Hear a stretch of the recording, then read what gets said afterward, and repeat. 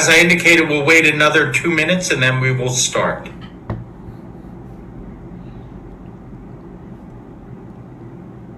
So if you want to get some afternoon for most of the participants who are in Western and Eastern Europe, please do so now. We will start promptly at 8:34.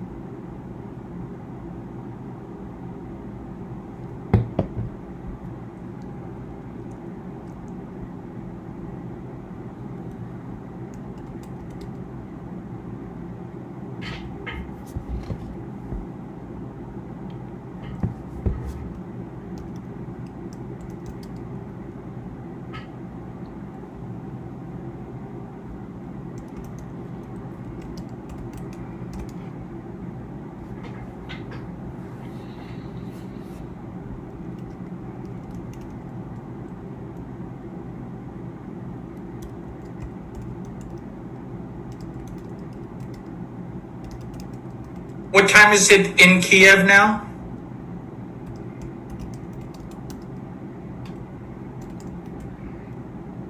Anyone?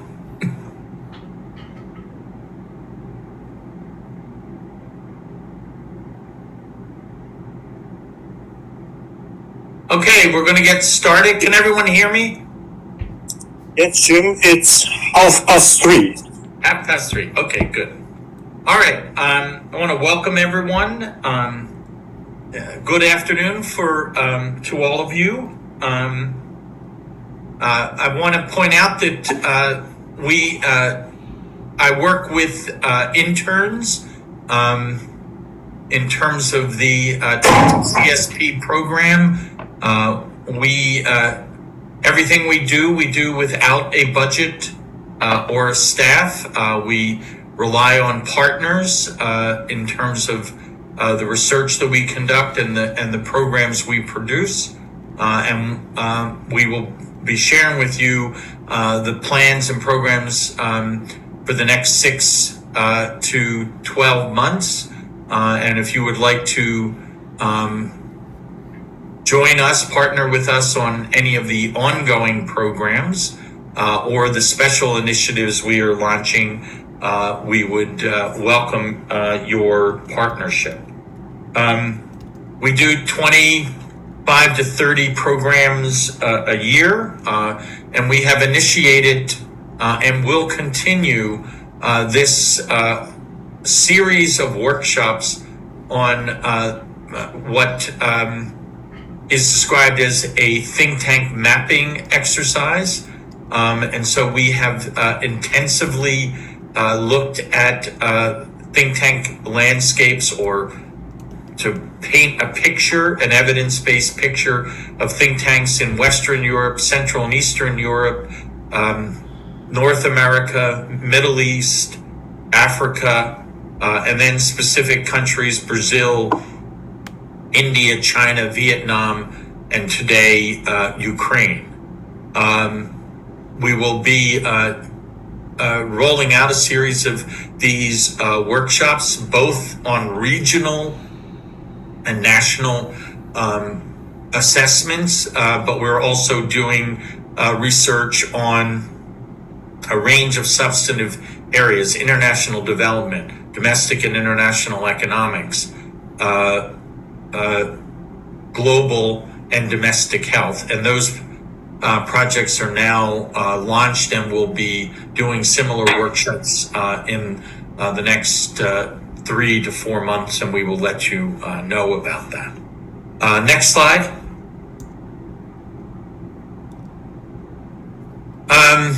We have a small team that has been working with me on this, and depending on each and every project, the abilities of the team. There are 125 to 150 over the summer interns. They are all organized on substantive thematic teams or regional and national teams, and they are collecting data and conducting literature reviews on think tanks and policy advice in a range of areas. And today's report will summarize the work on the Ukraine. So without further ado, next slide.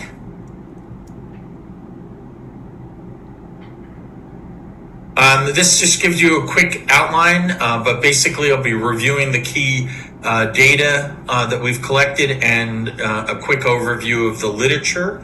And the objective that I emphasize with the interns is to see, in terms of data, how that either is confirmed by the literature or refutes statements in the literature. I would point out for all of you, what I have found is that 95%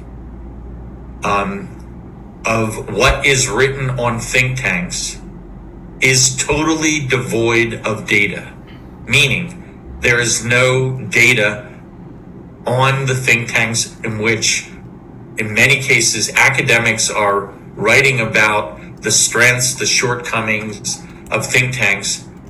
They have not consulted think tanks in many respects, and certainly have no data. A major recent report issued on think tanks in Sweden and civil society by 3 scholars, not a single list, even a list of the institutions, which is ready available, but key data points was not reported on, and it was funded, well funded. So it is extraordinary to me, and part of what motivates me to collect the data and to have baseline data to help not only the think tanks, but a better understanding and appreciation of think tanks and policy advice in a range of areas. Next slide. So we always start with a definition of think tanks.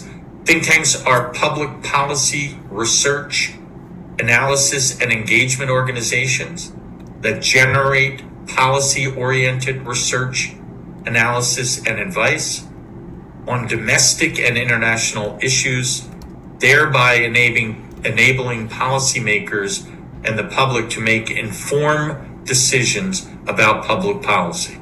Think tanks may be affiliated or independent institutions that are structured as permanent bodies, not ad hoc commissions. 2 or 3 points that I would make. One, that it's not just research, that it's research and an analysis organizations.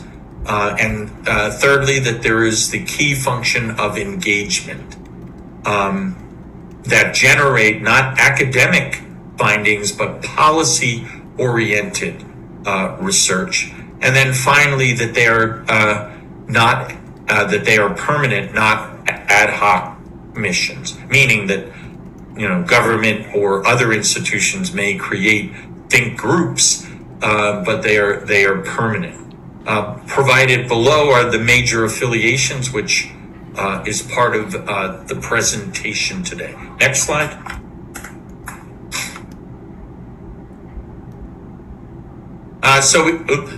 No, back, please. Oh, is this the next slide? Yeah, okay. Next slide. Slide 6, yes, okay. So these are the slide 6, please.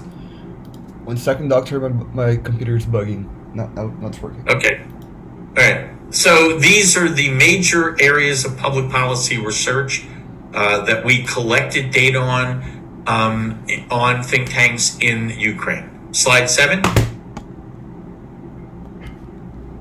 And so the objectives of the research, just so we are clear, is to assess the current condition of Ukrainian think tanks, to create the most comprehensive database of think tanks in Ukraine, to conduct quantitative analysis of the collected data, perform a qualitative analysis of the literature on think tanks and policymaking in Ukraine, identify key research challenges and best practices, and then use the analysis for stakeholders in government, think tanks, public and private donors, and civil society. 8.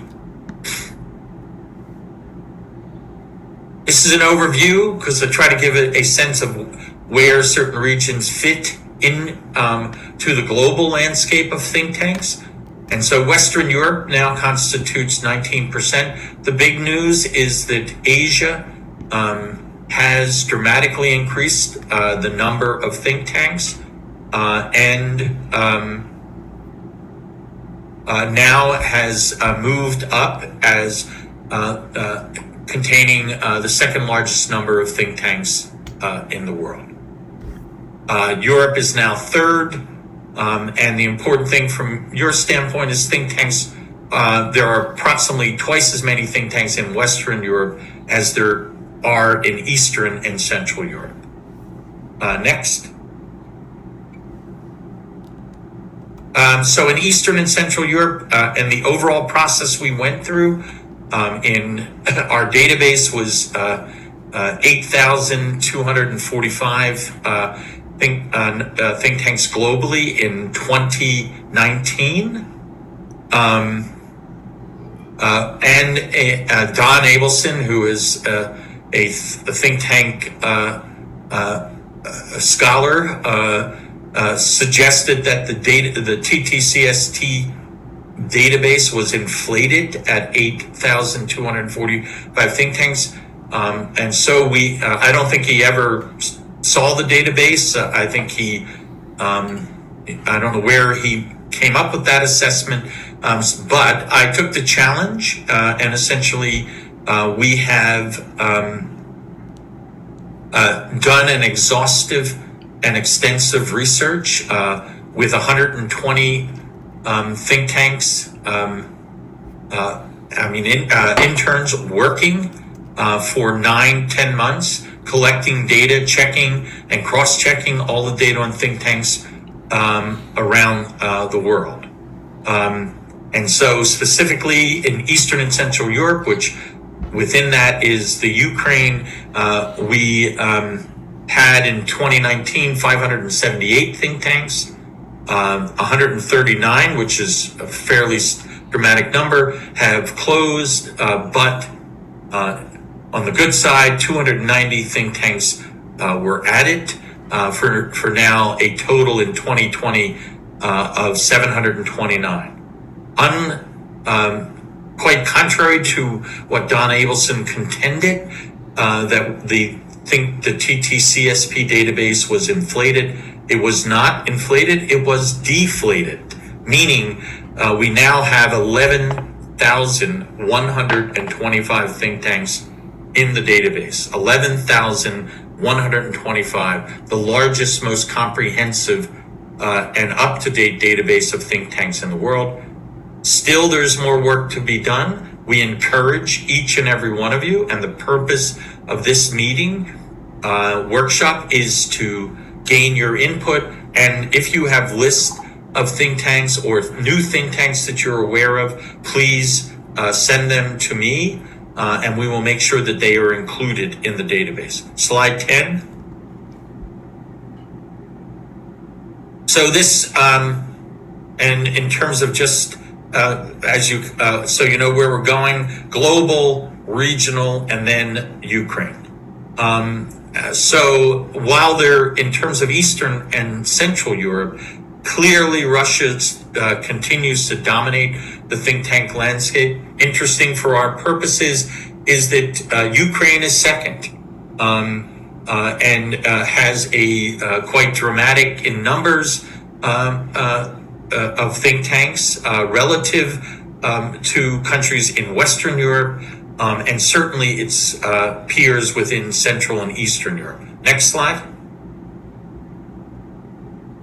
So here I'm just going to go through some of the key, and I'll summarize it at the end, some of the key points. So as I said, we went through and did an extensive literature review over time. So building on the seminal works and the more current works.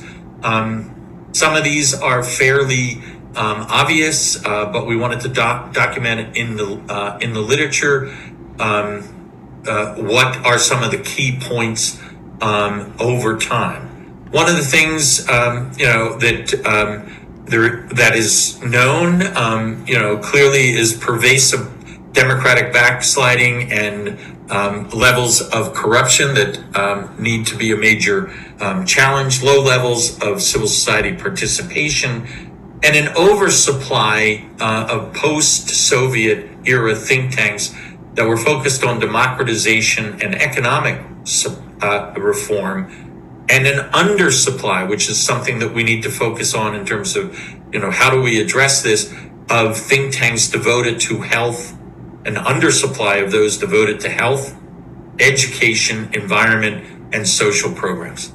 And then the other point, which is a recurring theme, and I'm just highlighting the important recurring themes, is discrediting of NGOs and suspicion of the high levels of Western funding for CEE think tanks. Next.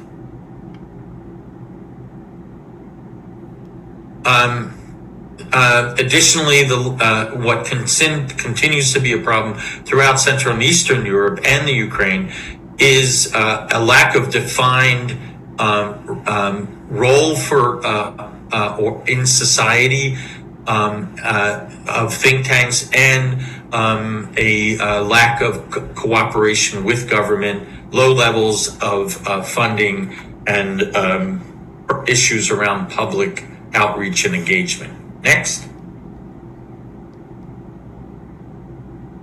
So in January, there was a meeting hosted by, we have launched, the TTCSP has launched a major effort to explore, in the age of discrediting experts, evidence, and think tanks, a major effort globally in which 64 authors from around the world, many of whom are the senior executives of think tanks in virtually every region of the world, to explore what is the future of think tanks and policy advice. Yuri from Ukraine is one of the contributors, and I've summarized here some of his observations that are contained in the Future of Think Tanks and Policy Advice book. Think tanks, which has obviously started to emerge shortly after Ukraine gained independence and began to rebuild or create a democracy and market economy. They were mostly focused on post-Soviet reconstruction and use think tanks from the U.S. as their prototypes. Interesting, and I think one of the central points, by the mid-2000s, Ukraine was already among European leaders by the number of independent think tanks. This stands out relative to all of Eastern and Central Europe. Ukraine has a disproportionately high number of think tanks that are focused, that are independent in terms of the orientation, and today's presentation will document that. The particular problem, which is recurring in Central and Eastern Europe, is external funding. And the fact that the funding not only is largely from external sources, but it limits the abilities, that it's narrow in terms of its purpose and duration, and narrows the ability of think tanks to explore new and promising areas of research and to recruit young scholars and executives. And then there is, which is a global phenomenon, increased competition. Historically, the competition was between think tanks. Now there are a whole set of other competitors, law firms, consulting firms, social media, and the 24/7 electronic and print media. Next.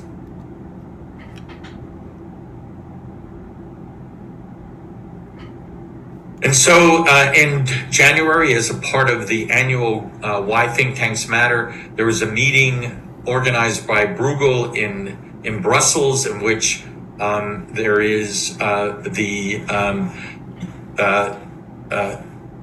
Ukraine Liaison's office in Brussels participated. On the left are the major issues, which are global and regional in nature, and capture nicely the main challenges facing think tanks. You see the recurring themes of increased competition, the technological challenges, the disruption in policymaking by a changing world, and the challenge posed by populist movements. And then on the right, are some of the key issues. One in terms of EU integration, which is a major focus, and in some respects, that effort and the funding associated with that had somewhat of a distorting effect on the priorities and research conducted by think tanks. There has been a change initially in the early days, as Yuri pointed out.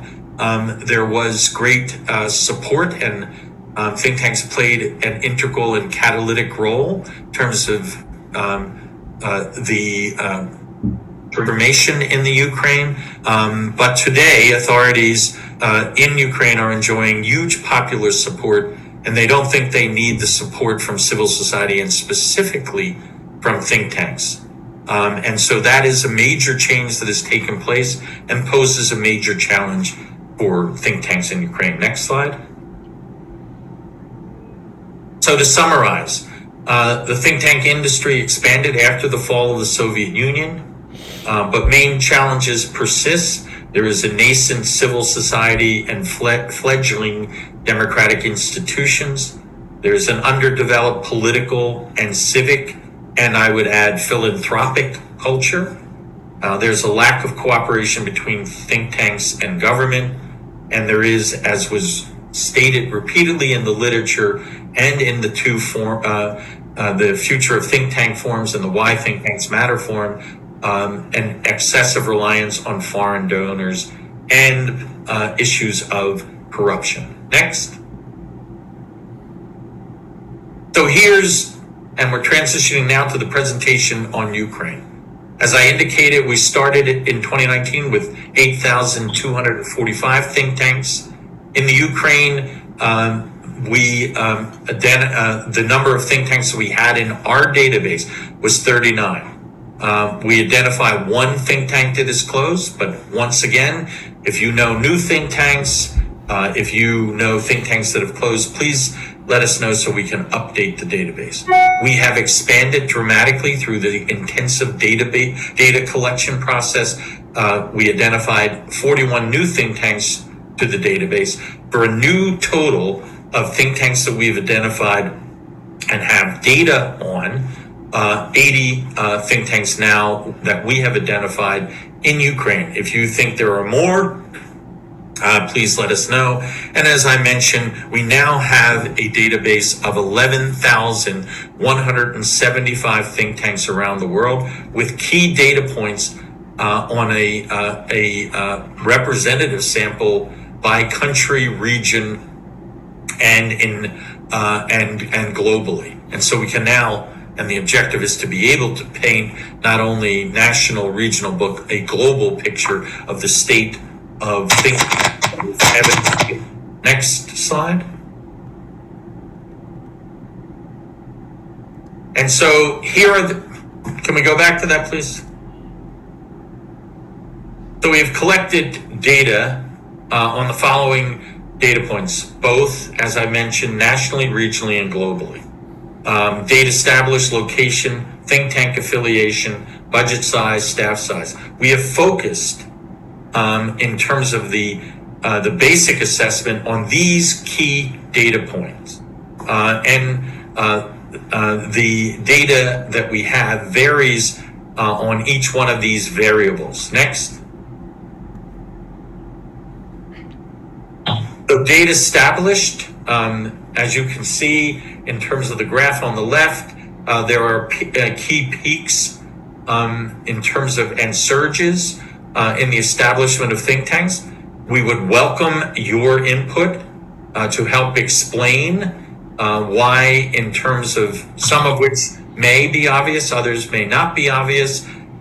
Clearly in 2006, 2001, obviously in terms of post-Soviet era, but then in 2014, certainly in 2015 and 2016, the biggest surge, and then more in 2000 and 2004. We have speculated on the right that, the rise of think tanks in 1991, the Orange Revolution in 2004, and the Revolution of Dignity in 2014 may contribute. There may be other factors. The purpose, once again, of this workshop is to engage you and to get your ideas in terms of these periods. I have, in terms of my research over the years, clearly identified the creation or surge in the establishment of think tanks immediately following a domestic or international upheaval or crisis, and plotted the surge of think tanks, which is explained by a challenge to conventional wisdom and institutions, and the creation of new institutions as a result of the crisis. Next slide.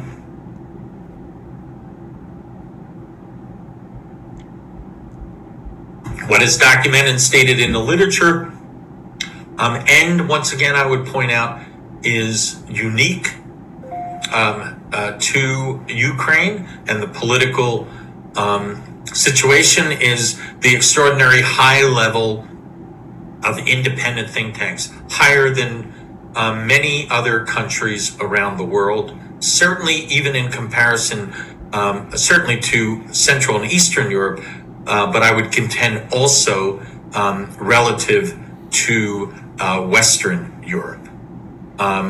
The question, I think, for all of us is, what are the forces that make the unaffiliated and the large number of unaffiliated think tanks possible? And is it sustainable if funding shifts from those who are funding and supporting independent think tanks in Ukraine? Next slide. Budget size, the average budget size is $250,000 271,516. The median size, which we will come back to in terms of employees, is 15. Next. And the highly restrictive nature of the funding, or what I would describe as project-specific funding. Once again, the median number of employees is 15. And unfortunately, the limitations in funding, which is documented in the literature, constrains the ability to pay competitive salaries and attract qualified researchers and administrative staff. Next. This just shows the various differential in terms of the staff size across regions. So we try to not only, and part of the advantage of the data we have collected is not only to be able to look within a country or region, but globally. Next.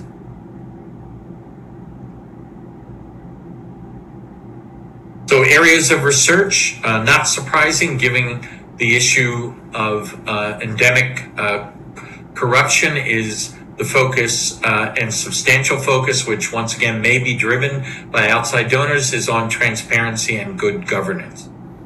The two second largest areas of research are social policy and domestic economics.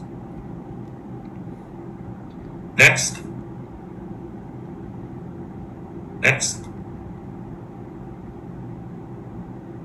So some of the key findings are the COVID crisis, not only in the region, but globally, has accelerated and intensified the existential crisis facing think tanks in a global, information-rich, highly competitive marketplace of ideas and policy advice.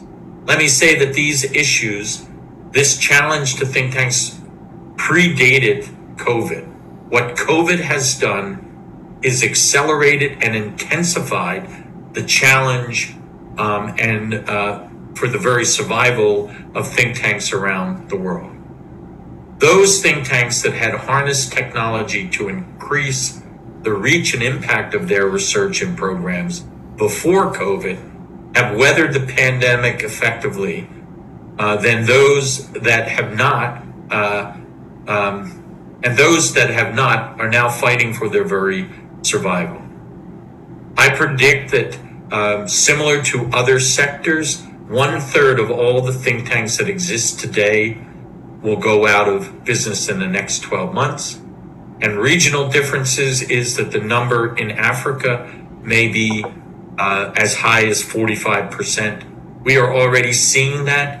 In the first real evidence of that is churning at the top, meaning a succession of presidents and senior executives leaving think tanks, which is an indication that there are serious problems on the horizon and people are bailing from those positions. Transparency and financial integrity in the Ukraine and in other regions is critical to assuring the quality, independence, and integrity of think tanks in the Ukraine and other regions. Next slide. The transnationalization of think tanks, the democratization and visibility of civil society institutions, and the broadening of political participation to more societal groups will help policymakers strengthen cooperation and more adequately respond to future crises. This is from the meeting of think tanks in Central and Eastern Europe, their assessment. The question is, and one of the key points in terms of the Ukraine, one of the things is, when government becomes more confident, when it's in office longer, they tend to discount the need for outside advice. Not always, but it is a trend. While many Ukrainian think tanks have managed to diversify their funding, thus reducing their dependence on funding from a single source, they are still reliant on non-domestic funders. This may raise questions about the think tank's general ability to set independent policy agendas and partly explains their pro-European ideological bias. You may or may not agree with that, but that is the assessment of a relatively recent report. Next slide.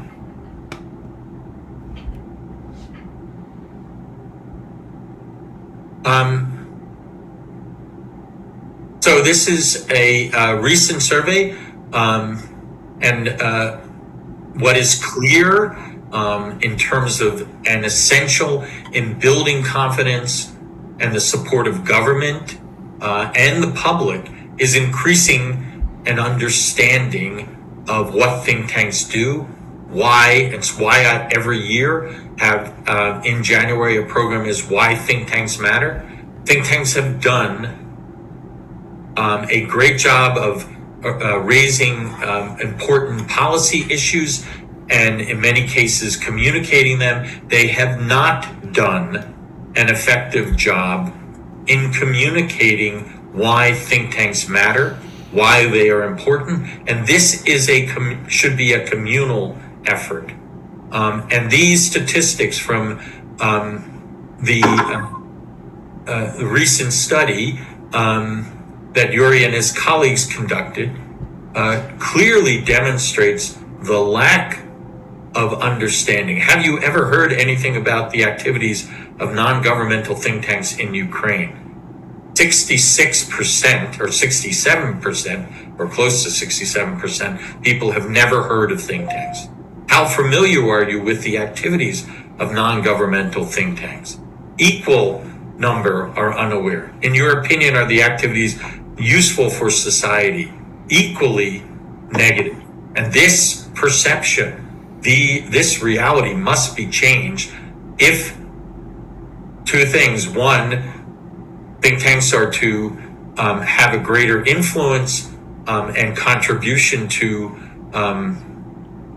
policy and public debates in Ukraine, and more importantly, if they are to build financial support, indigenous financial support for their institutions. Next slide. So recommendations. It is our recommendation that think tanks need to harness technology and become agile and well-managed think tanks in order to survive in the next 12 to 24 months. If you haven't reevaluated your staffing, cost centers, and have not gone digital, you need to really think about that. You can do it in terms of digital on relatively inexpensively, but in order to have a national, regional, and global presence, it is absolutely key, and COVID-19 has underscored that dramatically. And so it is essential to adopt and implement affordable technology to increase access to the think tank and its research. Policies and priorities should be given to prepare both policymakers and the public for major shocks like economic instability, climate change, another pandemic, by creating collaboration with the scientific and academic communities, but also focusing on the critical issues facing Ukraine.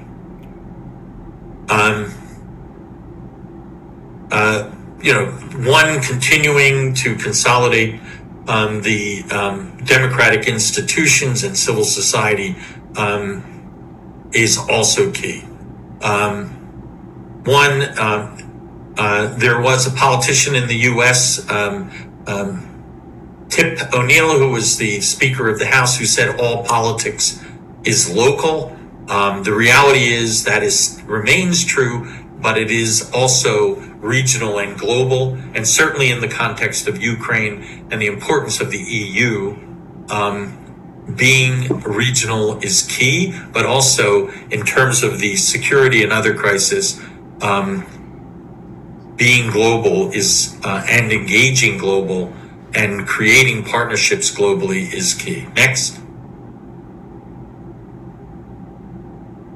Okay, so the reality which not every think tank has embraced still, even though we have been talking about it now for 10 years in meetings, is they must produce short reports, policy briefs, blogs, and connect through social media. If you are not doing this, you absolutely have to. It is key to the survival. Engagement with donors as you diversify away from single donors. You need to tailor what you produce to donors, but not at the sake of your mission and purpose.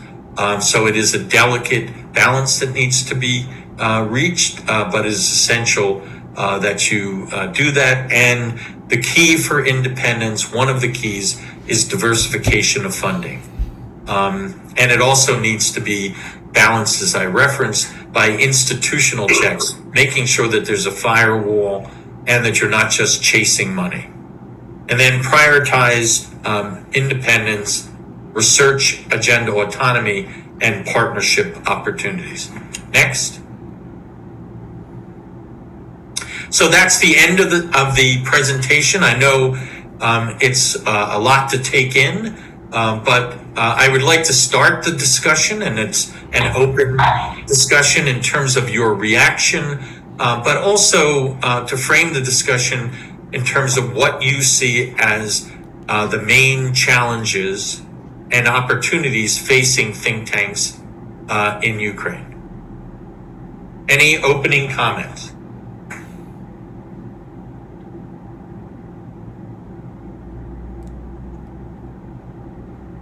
Do you agree? I mean, is one... Yeah, may I speak, yeah? Yeah, please identify who you are and your institutional affiliation.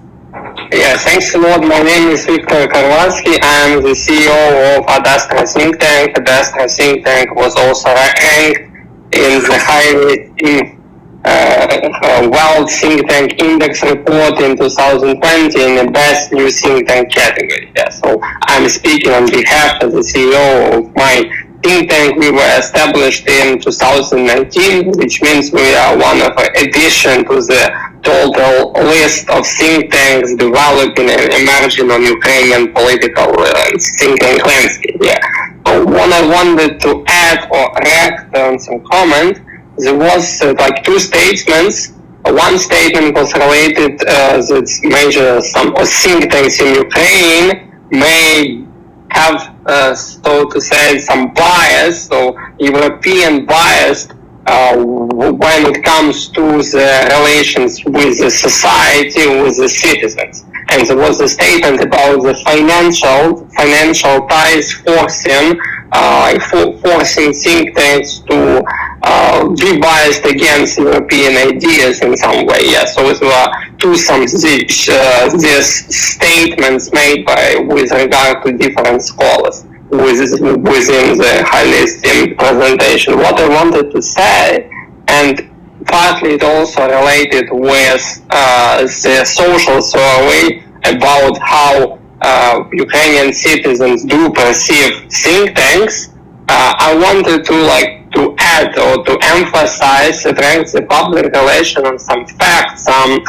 phenomenon called in Ukrainian society and media war or media in many media outlets, television. We've lost you. Your connection. Yeah, I'm here. Yeah, I'm not sure that everyone have heard it, but I will briefly explain what is Sarasata. So George Soros, one of the major contributors to Ukrainian financement of think tanks, all together with his Renaissance Foundation, is mainly depicted in pro-Russian media, pro-Russian Telegram channels, pro-Russian politician voices, TV channels, etc., as a great devil, and that's why. So in some way, for some Ukrainian citizens, think tanks are stigmatized. So they're stigmatized as medical institutions doing nothing and just taking foreign grants, so foreign scholarships, and for like just paying their debts to Western funders. And this, unfortunately, this like pro-Russian narrative is becoming like popular within the last several years. And that's why I guess this narrative may impact how society perceives Ukrainian think tank. Because when you see so let's end there, and so we have time for other comments. So I mean, clearly, there is the tension between one, the need for support for independent think tanks, and the fact that the funding largely comes from public and private international donors. The simple reality of that globally is outside of the US or North America and Europe, Western Europe, most of the think tanks in the world have two primary sources of funding, either government or public and private international donors. So, and that issue of the agenda being influenced by donors like Soros or the EU, does and is often seized by detractors, as you have indicated, in terms of Russia, and undermines potentially, or provides a source to help undermine the integrity, independence of think tanks. Other comments?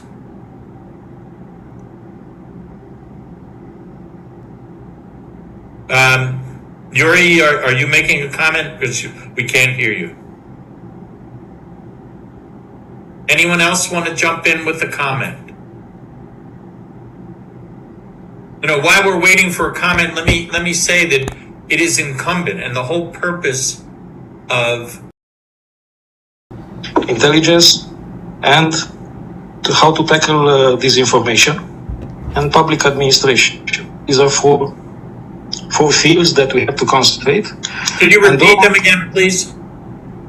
So we have to place on our agenda as think tanks in the region, not only in the Ukraine, these main priorities: defense, intelligence, disinformation, how to tackle disinformation in the region, public administration, and all viewed in the context of all the issues that are happening in the Black Sea region.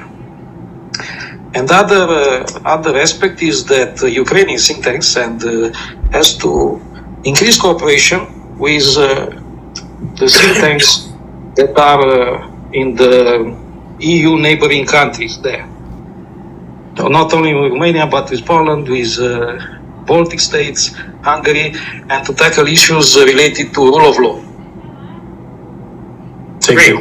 If you could shoot me an email on that so we make sure that we include it in the report. Any other comments, please?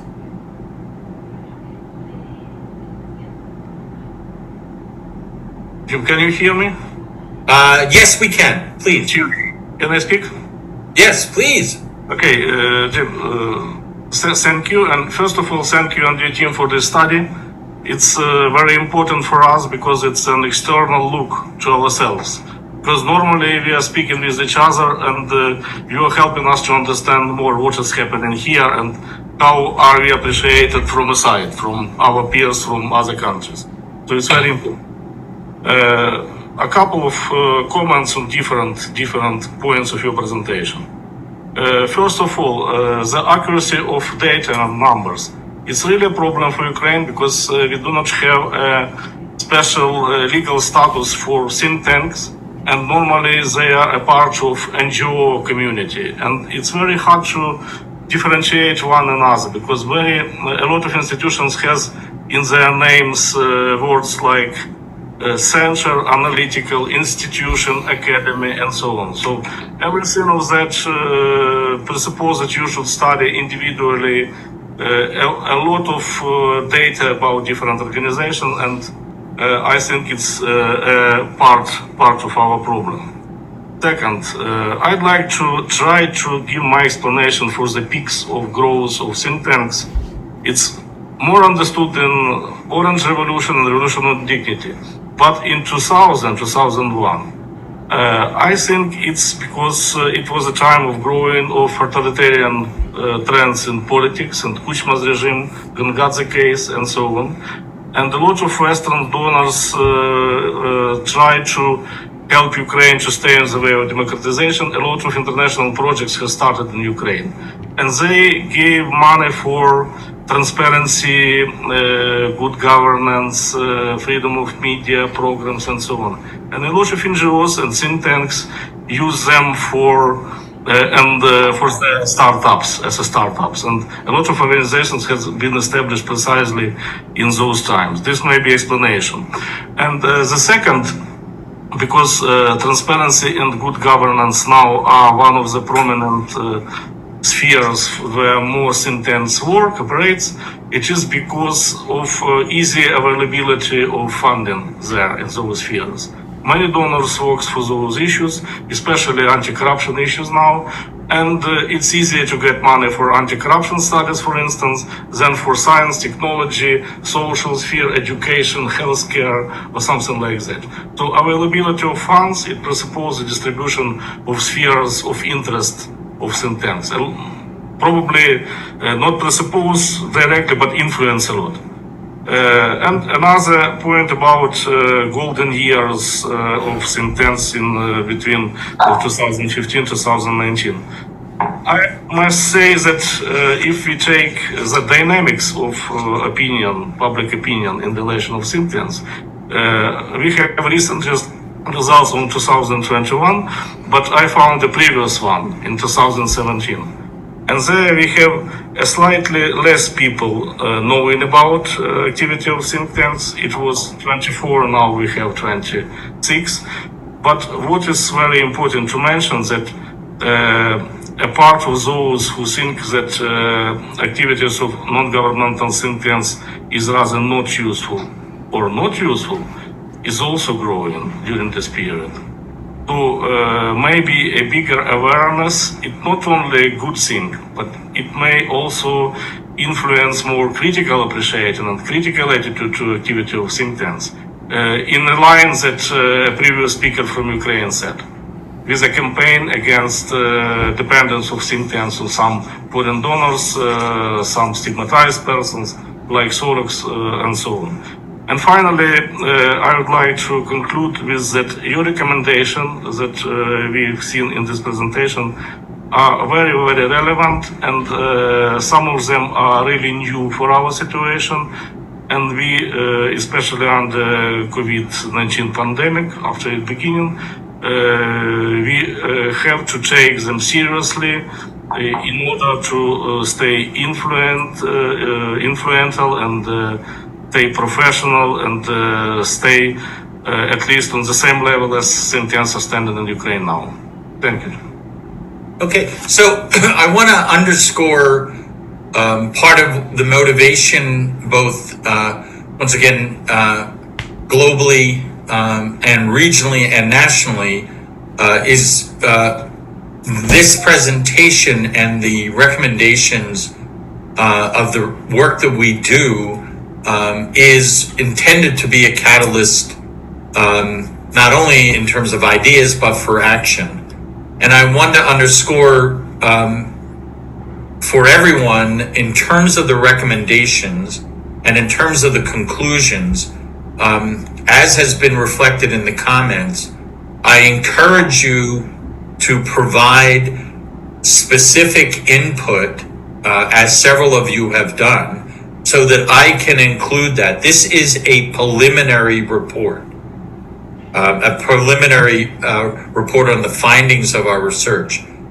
The intent of this meeting, not only for the students who participated in this, but for all of us, is to influence and to contribute, to help refine, and to make sure that the important nuance is reflected in the report. The public, donors, and distractors will seize what's in this presentation. And so we are not circulating it until and after this meeting and further refinements. But I want to urge each one of you to send me specific, a response. So based on the survey that Yuri and his colleagues conducted, how do we respond to that?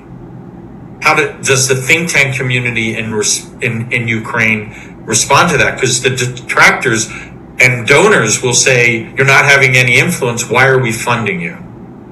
And that is why I do Why Think Tanks Matter. We must make a case as to why Ukraine think tanks are important. That must be incorporated into the findings and the recommendations, and I need your input for that.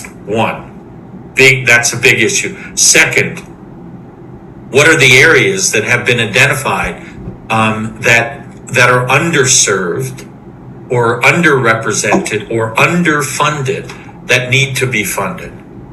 Donors will read this, and as a representative group of think tanks from the Ukraine, it will have influence in terms of the those who read it. And so it is incumbent that we make the case for Ukrainian think tanks and what you need to do your job better, what you need to help you reach policymakers and the public. That is essential if we are to counter the fact 2 points. One, that no one uses or knows what think tanks are, and two, that the funding is largely external and has a distorting impact. And so I urge all of you to send, in addition to any literature or articles that you have specifically, whether it's in Ukrainian or Russian, we can have it translated, and or any new think tanks that you're aware of. But most definitely, any suggestions for how we can improve and make a more nuanced response to the state of think tanks in the Ukraine. Any further comments or questions from anyone? May I have a sorry. The Institute for Politics, please. Okay, thank you very much. Good afternoon, everyone. I'm honored to participate to this workshop, so thank you very much for this presentation. My name is Alicia Ganse, and I am the member of the Institute for Politics and Society, a think tank in the Czech Republic, which was established in 2014 by the current Prime Minister of the Czech Republic, Andrej Babiš. I have a specific question, technical question. I don't know if you can answer to this question now, or maybe it's better by email, I don't know. But my institute wants to be part of the Global Go-To Think Tank Index. And we registered several months ago, but we still receive the same registration link, so we don't know why, because we don't have any updates or changes. So my first question... So I can answer this. One, you can write to me directly, and I will provide a briefing for you and your colleagues. Okay, thank you very much. Okay, with your email... I do this all the time to essentially address these questions, to explain, demystify the ranking process, and to explain how the database and the index are two separate things. So you may be in the database, but you may not be ranked because, you fall below as a new think tank. But those are things that I can more than glad to go over with you and your colleagues. So just write it, and I'll have a meeting arranged. Any other questions or comments? There was someone else who was... Yes. May I? Mr. Magan, I'm Mykola Stepanov from Center of Policy and Legal Reform, Ukraine, and maybe I have some question with the Institute for Politics, because our center was founded 25 years ago, and now we can't see our center in lists. So could you please maybe show this list of Ukrainian think tanks, maybe some links where we can find these, and maybe our center may send you our information about us. Yeah, well, I mean, we have aggressively reached out. So if you have not received an email from me or my colleagues, and what we will send to everyone, since it's a fairly finite number, a list of all of the think tanks after this meeting that we have in the database. And as I've said from the beginning, middle, and end, we welcome any additions to the database, any think tanks that are missing, or any on the list that are listed that you feel are closed. Now, we've done a fairly exhaustive search, but we are doing this because we need help. Once again, I would make the offer that I made, that I would meet with the senior staff at your institute to explain the process. So just write to me and we can arrange a Zoom meeting. Any other questions or comments? I do have a short comment, Jim, if I may. Andreas Krämer from Ecologic Institute, and it is an additional recommendation for your consideration. And that is noticing that the Ukrainian think tanks have about 1/5 of the turnover per staff employed, as it is in Western Europe. It's easy to understand that they find it difficult to engage in networks. And being involved in networks is very important. It makes think tanks a more attractive employer. It helps with the staff development.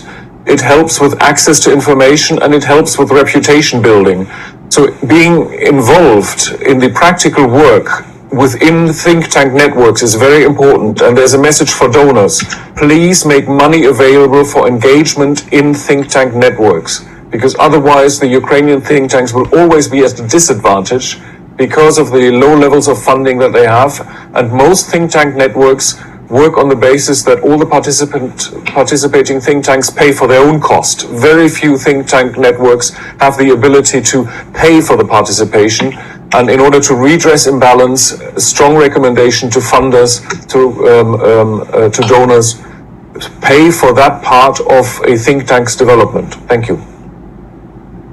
So to close, what I would suggest for everyone, in addition to what has already been said, is if people could provide me with 2 sets of recommendations and or conclusions.